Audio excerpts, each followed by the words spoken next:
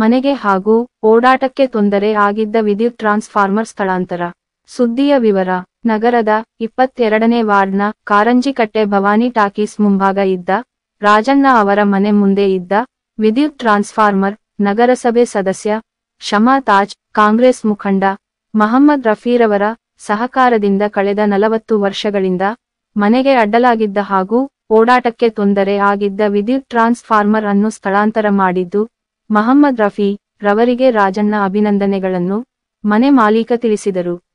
ಕಳೆದ 40 ವರ್ಷಗಳಿಂದ ಮನೆ ಮುಂಭಾಗದಲ್ಲಿ ಅಳವಡಿಸಿದ್ದ ವಿದ್ಯುತ್ ಟ್ರಾನ್ಸ್ಫಾರ್ಮರ್ ಕೆಳಗಿನಿಂದ ಪ್ರತಿದಿನ ಓಡಾಟ ಮಾಡುತ್ತಿದ್ದು ಜೀವ ಕೈಯಲ್ಲಿ ಹಿಡಿದುಕೊಂಡು ಓಡಾಟ ಮಾಡುವ ಪರಿಸ್ಥಿತಿ ಇತ್ತು.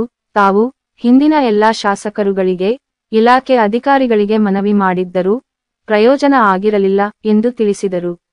ಪ್ರಸ್ತುತ ವಿದ್ಯುತ್ ಟ್ರಾನ್ಸ್ಫಾರ್ಮರ್ ಸ್ಥಳಾಂತರಗೊಂಡಿರುವುದರಿಂದ ನೆಮ್ಮದಿಯ ಜೀವನ ಮಾಡಲು ಅವಕಾಶ ಸಿಕ್ಕಿದ್ದು సంతోష ತಂದಿದೆ ಎಂದು ಹೇಳಿದರು.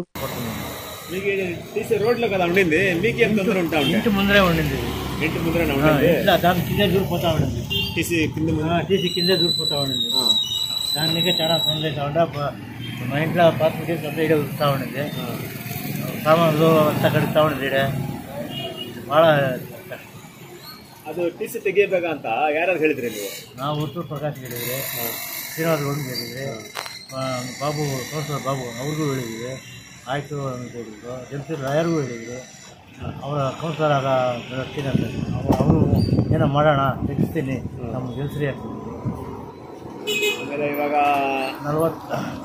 ಇವಾಗ ಈ ರಫಿಗೆ ಹೇಳಿದ್ಕೋಸ್ಕರ ನಮಗೆ ಏನೋ ಮಾತ್ರ ಅನುಕೂಲ ಮಾಡಿ ಒಂದು ತಿಂಗಳ ಒಳಗಡೆ ಅರ್ಜಿ ಕೊಟ್ಟು ತೆಗೆಸಿ ನಮಗೆ ಅನುಕೂಲ ಮಾಡಬೇಕು. ಇವಾಗ ಟಿ ಸಿ ಎಲ್ಲ ಹಾಕೋರ ಇದು ಟಿ ಸಿ ಒಂದು 100 ಕಿಲೋಮೀಟರ್ ಒಂದು 100 ಅಡಿ ದೂರ ಹಾಕಿದ್ದಾರೆ.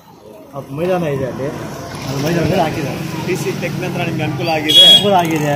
ಮಕ್ಕಳು ಮರಿ ಆರಾಮಾಗಿ ಓಡಾಡ್ತಾ ಇದ್ದಾರೆ. ಏನು ಕೆಲಸ ಮಾಡ್ತೀರಾ ನಾವು? ಮೂಟೆ ಅನುದಾನ ಮೂಟೆ ಕೂಲಿ ಕೆಲಸ.